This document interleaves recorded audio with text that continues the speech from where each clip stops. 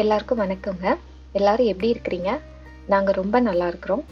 என்னோட சேனலை already subscribe பண்ணவங்களுக்கும் இப்போ புதுசாக சப்ஸ்கிரைப் பண்ணியிருக்கிறவங்களுக்கும் ரொம்ப ரொம்ப நன்றி. இன்னைக்கு நம்ம என்ன வீடியோ பார்க்க போகிறோம் அப்படின்னா, ஒரு நார்மல் லஞ்ச் ரொட்டீன், அப்புறம் நார்மலாக நான் வீட்டில் செய்யக்கூடிய வேலைகள், அப்புறம் என் ஹஸ்பண்ட், என் பெரிய பையனோட கிளாசட் நான் எப்படி அதை க்ளீன் பண்ணி ஆர்கனைஸ் பண்ணுறேன் அப்படிங்கிறத இன்னைக்கு நம்ம பார்க்க போகிறோம். லன்ச் பண்ணுறதுக்கு முன்னாடி கொஞ்சம் ட்ரெஸ் எல்லாம் வாஷ் பண்ண போட்டுடலாம் அப்படின்னு சொல்லிட்டு பில்லோ கவர், அப்புறம் கொஞ்சம் பெட்ஷீட்ஸு, அப்புறம் எங்களோட ட்ரெஸ்ஸஸ் கொஞ்சம்லாம் இருந்தது, அதெல்லாம் துவைக்க போட்டுடலாம் அப்படின்னு சொல்லிட்டு எல்லாத்தையும் எடுத்துகிட்டு இருந்தேன். எங்களோட வீடு டபுள் பெட்ரூம். இந்த பெட்ரூம் இதான் மாஸ்டர் பெட்ரூம். இங்கே தான் நாங்கள் எல்லாருமே தூங்குவோம். இன்னொரு பெட்ரூம் அதை நாங்கள் டாய்ஸ் ரூம், அப்புறம் என் ஹஸ்பண்ட் அந்த ரூமில் தான் உட்காந்து ஆஃபீஸ் வேலையெல்லாம் பார்ப்பாங்க. ஸோ அதுக்கு அதை யூஸ் பண்ணிக்கிட்டோம்.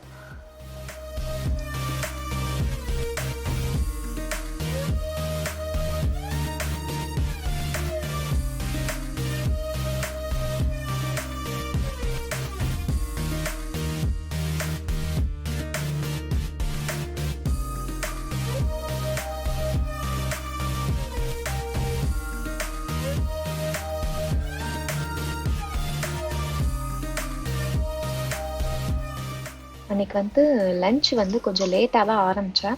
காலையில் கொஞ்சம் வேலைகள் இருந்தது, வீட்டுக்கு இந்தியா கால்லாம் போய்கிட்டு இருந்தது, அதனால லன்ச் லேட்டாக தான் பண்ணேன்.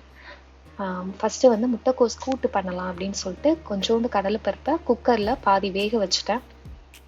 அதுக்கப்புறம் முட்டைக்கோஸை இந்த மாதிரி பொடி பொடியாக கட் பண்ணி நறுக்கி வச்சுட்டேன்.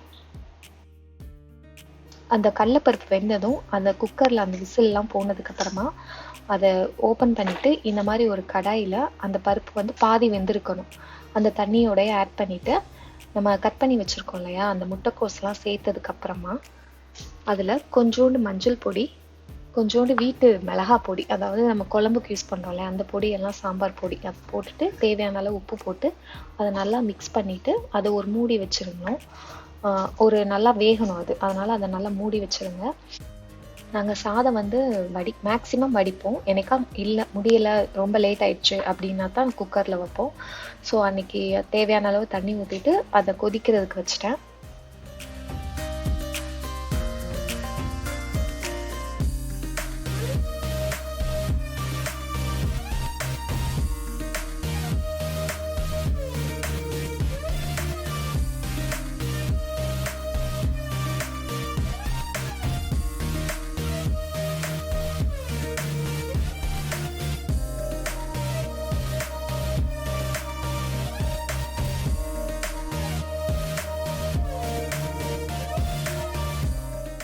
அதுக்கப்புறம் முட்டைக்கோஸ்க்கு ஒரு பேஸ்ட் ரெடி பண்ணணும். அதுக்கு இந்த மாதிரி கொஞ்சமாக ஒரு 2-3 டேபிள் ஸ்பூன் துருவின தேங்காய், 4 பச்சை மிளகாய், 1 டீஸ்பூன் சீரகம், 1 டீஸ்பூன் அரிசி மாவு, அதை கொஞ்சமாக தண்ணி ஊற்றி இந்த மாதிரி நல்லா பேஸ்ட்டாக அரைச்சி எடுத்து தனியாக வச்சுக்கணும். இப்போ சாதத்துக்கு பார்த்தீங்கன்னா தண்ணி கொதிச்சதுக்கப்புறமா ஒரு 10லேருந்து 15 நிமிஷம் ஊற வச்சுருக்கேன் அரிசி, அதையும் சேர்த்துட்டு தேவையான அளவு உப்பு போட்டு நல்லா மிக்ஸ் பண்ணிவிட்டு அதை விட்டுறணும். நல்லா வேகிற அளவுக்கு அதை விட்டுறணும். இந்த முட்டைக்கோஸ் பார்த்தீங்கன்னா பாதி அளவு நல்லா வெந்ததுக்கப்புறமா அதில் நம்ம அரைச்சி வச்சிருக்கிற அந்த பேஸ்ட் இருக்கு இல்லையா, அதை சேர்த்துட்டு கொஞ்சமாக தண்ணி ஊற்றிட்டு அது நல்லா முழுசாக வேகிற அளவுக்கு மூடி வச்சிடணும். இப்போ பார்த்தீங்கன்னா ஒரு 5 to 10 மினிட்ஸில் நல்லா முழுசாக வெந்துடும். இந்த மாதிரி கட்டியாயிரும், ரொம்ப தண்ணியெல்லாம் வற்றி போய் இந்த மாதிரி நல்லா கட்டியாயிரும். இப்போ கொஞ்சோண்டு கொத்தமல்லி இலை போட்டு அதை இன்னொரு பாத்திரத்துக்கு நான் மாற்றி வச்சுட்டேன். மாற்றிட்டு அதுக்கு ஒரு தாளிப்பு கொடுத்துட்டேன். நம்ம நார்மலாக கடுகு, உளுந்து, இந்த மாதிரி ஃப்ரைடு ஆனியன் போட்டு தாளித்தா ரொம்ப நல்லாயிருக்கும். இல்லைன்னா நார்மல் ஆனியன் போட்டும் தாளிக்கலாம். நமக்கு முட்டைக்கோஸ் சூப்பராக ரெடி ஆயிடுச்சு பார்த்தீங்களா. அது கண்டிப்பாக ட்ரை பண்ணி பாருங்கள், ரொம்ப நல்லாயிருக்கும்.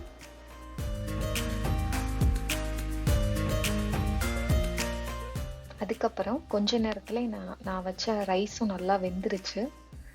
ஸோ இந்த மாதிரி செக் பண்ணி பார்த்தோம்னா நல்லா மசிஞ்சு வந்ததுன்னா வெந்துருச்சுன்னு அர்த்தம்.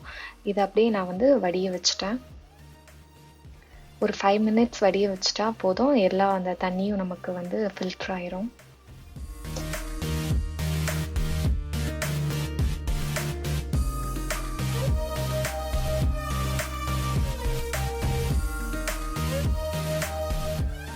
அதுக்கப்புறம் பீன்ஸ் பொரியலுக்கு கொஞ்சமாக எண்ணெய் ஊற்றிட்டு அதில் சீரகம், கடுகு, உளுந்து, கொஞ்சம் கருவேப்பிலை போட்டு தாளிச்சதுக்கப்புறமா பெரிய வெங்காயம் ஒரு அரை சைஸ் வெங்காயத்தை இந்த மாதிரி சின்னதாக கட் பண்ணி அது வந்து இந்த மாதிரி கண்ணாடி பதத்துக்கு வந்ததும் நம்ம கட் பண்ணி குட்டி குட்டியாக கட் பண்ணி வச்சுருக்கிற அந்த பீன்ஸ் சேர்த்துட்டு அது வேகிற அளவு கொஞ்சம் தண்ணி ஊற்றிட்டு கொஞ்சம் மஞ்சள் பொடி, கொஞ்சம் மிளகாய் பொடி, அப்புறம் தேவையான அளவு உப்பு அதை போட்டுட்டு நல்லா மிக்ஸ் பண்ணிவிட்டு அதை மூடி வச்சிட்டோன்னா அது நல்லா வெந்துடும்.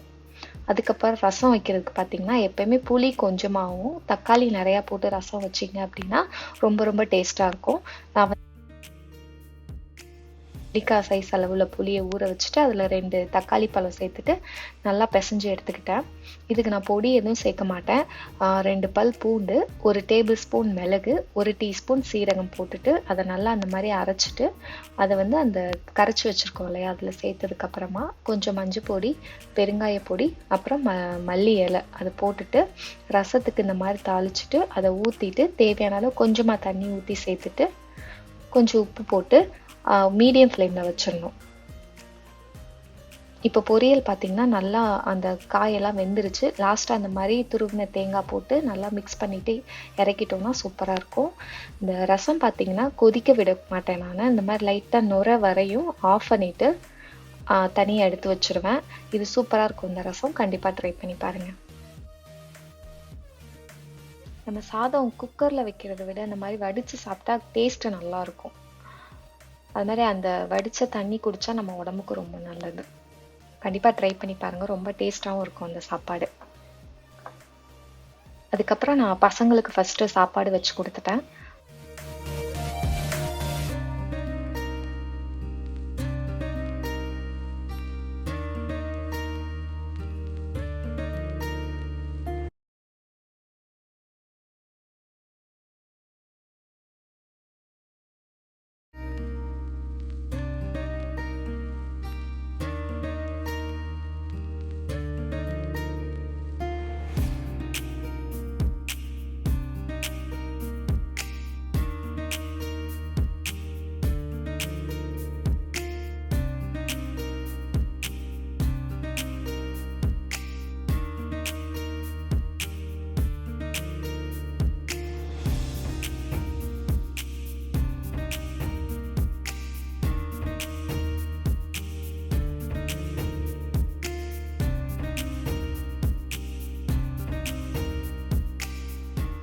எல்லாரும் சாப்பிட்டு முடிச்சதுக்கப்புறமா நான் முந்தின நாள் வந்து பக்லவா அப்படின்னு சொல்லிட்டு ஒரு ஸ்வீட் வந்து வீட்டிலே பண்ணியிருந்தேன்.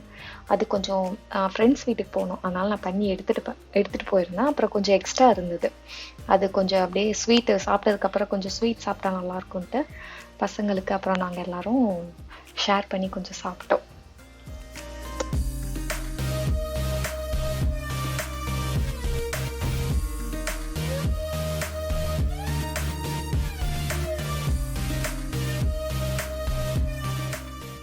துணியெல்லாம் வாஷ் பண்ண போட்டிருந்தது வந்து முடிஞ்சது. ஸோ அதை எடுத்து அதுக்கப்புறம் அதை ட்ரையரில் போட்டும் விட்டோம் அப்படின்னா ஒரு 80 மினிட்ஸ் அது வந்து நம்ம டைம் செட் பண்ணுறது தான் அந்த காய வைக்கிறது. நான் வந்து 80 மினிட்ஸ் வைப்பேன். செட் பண்ணிட்டு வச்சிட்டோம் அப்படின்னா அது நல்லா நமக்கு துணியெல்லாம் காஞ்சிரும்.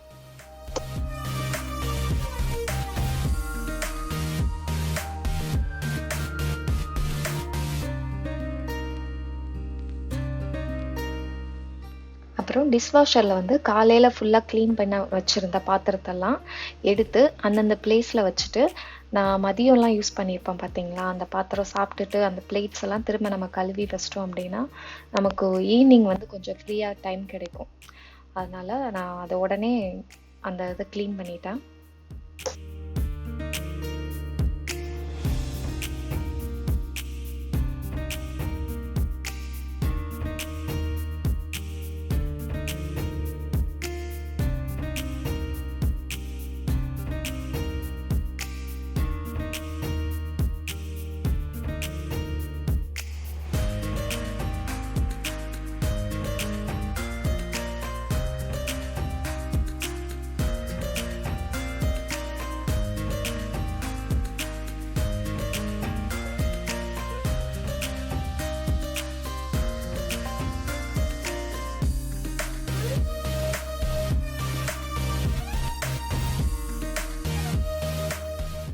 அப்புறம் நம்மளோட சப்ஸ்கிரைபர் வந்து ஒருத்தவங்க கேட்டிருந்தாங்க, "நீங்க எப்படி அந்த மிஷின் வந்து காய வைக்கிறதுக்கு மட்டும் யூஸ் பண்றீங்க?" அப்படின்னு சொல்லிட்டு. என்னோட மிஷின்ல இந்த மாரி ஆப்ஷன் இருக்கும். இந்த ஹீட்டர் ட்ரை ஆன் பிளேட் வார்மர்ன்னு இருக்கு பார்த்தீங்களா? அதில ஆப்ஷன் வச்சுட்டு நம்ம ஆன் பண்ணி விட்டோம்னா, நம்ம கிளீன் பண்ண வச்ச பாத்திரத்தலாம் நல்லா காய வச்சு குடுத்துரும். அதுக்கப்புறம் கிச்சன சும்மா லைட்டா மட்டும் கிளீன் பண்ணிட்டு, அதுக்கப்புறம் நான் ஆதிரன் வந்து விளையாண்டுட்டு இருந்தான். அவனையும் தூங்க வச்சுட்டு, நானும் கொஞ்ச நேரம் அப்படியே ரெஸ்ட் எடுத்துட்டு, அதுக்கப்புறம் நான் மத்த வேலைகள்லாம் ஸ்டார்ட் பண்ணிட்டேன்.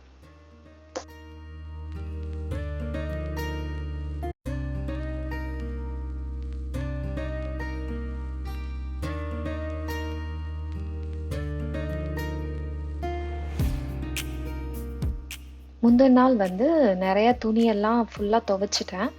அது வந்து சேர்ந்திருந்தது. 2 கிளாசெட் இருக்கு எங்க வீட்ல. ஸோ ஒரு கிளாசெட்ல என்னோட துணி, என் சின்ன பையனோட துணி, இன்னொன்ல என்னோட ஹஸ்பண்ட் அப்புறம் வந்து ஹரியோட துணி இருக்கும். ஸோ அது வந்து தனியா பிரிச்சு எடுத்துக்கிட்டேன் துணியெல்லாம். அதனால நமக்கு எடுத்து வைக்கிறது கொஞ்சம் ஈஸியா இருக்கும்.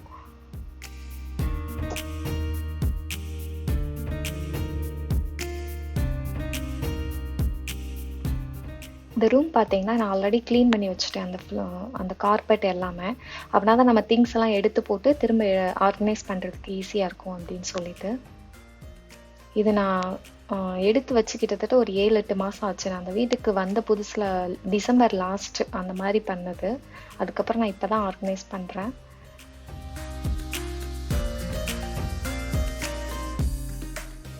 இந்த மாதிரி ஒரு 6 மந்த் ஒன்ஸ் வந்து நம்ம கிளாசெட் வந்து திரும்ப எடுத்து வச்சு ரீஆர்கனைஸ் பண்றதுனால என்ன ஒரு பெனிஃபிட் அப்படின்னா, தேவையில்லாத திங்ஸ் நெறைய அந்த மாரி உள்ள கிடக்கும். ஸோ அதெல்லாம் நம்ம கண்ணுக்கு அப்பதான் தெரியும். நம்ம அதெல்லாம் எடுத்து ட்ராஷ் பண்ணிரலாம். இன்னொன்னு பசங்களோட துணியெல்லாம் நெறைய அந்த சின்ன சைஸ் துணியெல்லாம் இருக்கும். அது அப்புறம் நமக்கு ஆ சில ட்ரெஸ் எல்லாம் கெ ரொம்ப பழைய ட்ரெஸ்ஸா இருக்கும். ஸோ அதெல்லாம் எடுத்து போட்டோம் அப்படின்னா, நமக்கு கொஞ்சம் இடம் மிச்சமாகும்.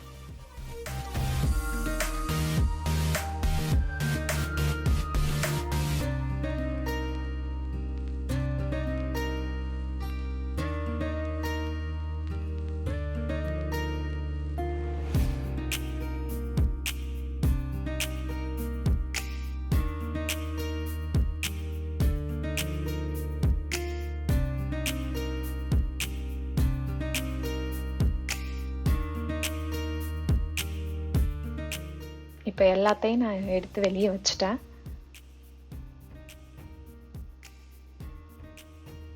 இப்போ உள்ள பார்த்தீங்கன்னா, அந்த 2 பாக்ஸ் இருக்கு. இது வந்து டாய்ஸ் போட்டு வச்சிருக்கிறேன். நெறைய டாய்ஸ் இருக்கனால கொஞ்சம் எடுத்து நான் உள்ள வச்சுட்டேன். அதுக்கப்புறம் இந்த சைடு பார்த்தீங்கன்னா, இது வந்து கேமரா லைட்டிங்குரியது. இது யூஸ் பண்ணவே இல்ல இப்போதைக்கு. அதனால உள்ள இருக்கட்டும் அப்படின்னு சொல்லிட்டு வச்சிருக்கு. அடுத்து நாங்க துவைச்ச துணியெல்லாம் எடுத்துட்டு, அதெல்லாம் கொஞ்சம் மடிச்சு வச்சுட்டு, ஹேங்கர் பண்ண வேண்டியதெல்லாம் பண்ணி ரெடியா வச்சுட்டோம் அப்படின்னா, நம்ம எடுத்து வைக்கிறதுக்கு ரொம்ப ஈஸியா இருக்கும்.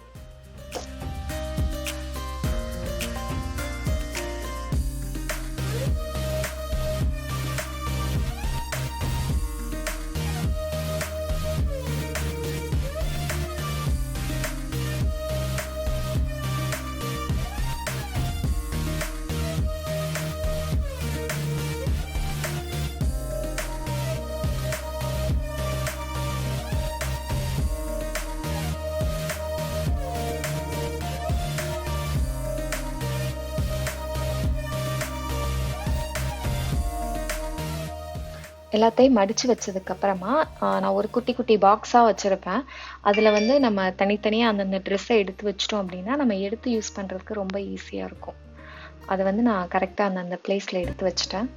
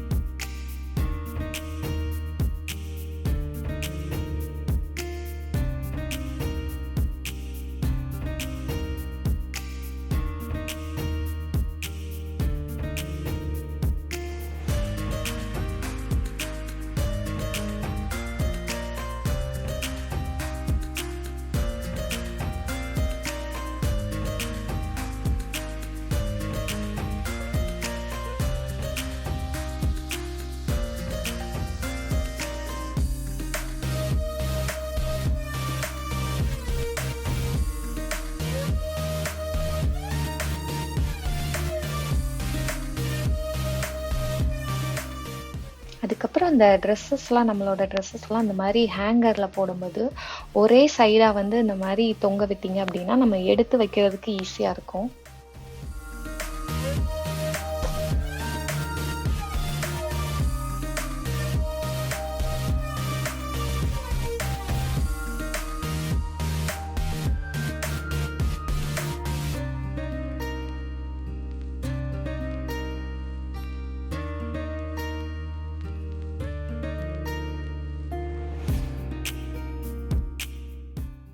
அதுக்கப்புறம் வழக்கம் போல் பசங்க தூங்கி எழுந்திரிச்சதும் அவங்களுக்கு ஏதாவது ஒரு சாப்பிட ஃப்ரூட்ஸ் ஏதாவது கொடுத்துட்டோம் அப்படின்னா அவங்க நம்மளை கொஞ்சம் வேலை செய்ய விடுவாங்க, நம்மளை டிஸ்டர்ப் பண்ணாமல் அவங்களாட்டுக்கு இருப்பாங்க.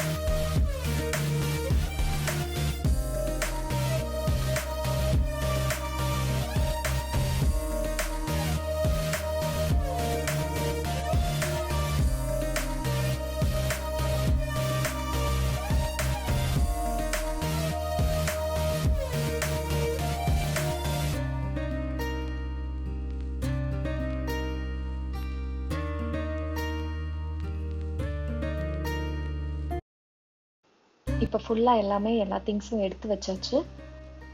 ஸோ ஃபுல்லாக ஆர்கனைஸ் பண்ணதுக்கப்புறம் இந்த மாதிரி தான் இருக்கும் கிளாசெட் என்னோடது.